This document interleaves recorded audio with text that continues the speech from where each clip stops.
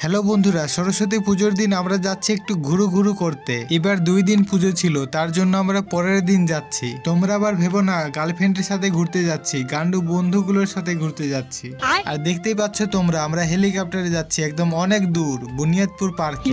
আমাদের তো গার্লফ্রেন্ড নেই, মানুষের গার্লফ্রেন্ড গুলোকেই দেখতে আসি পার্কের সামনে যেতে দেখি বাপরে এত ছেলে মেয়ে। পার্কের ভেতরে গিয়ে দেখি ওমা, পুরো পার্ক একদম লোকে গিজ করছে। মনে হচ্ছিল পার্কের ভেতরে খিচুড়ি বিতরণ হচ্ছে।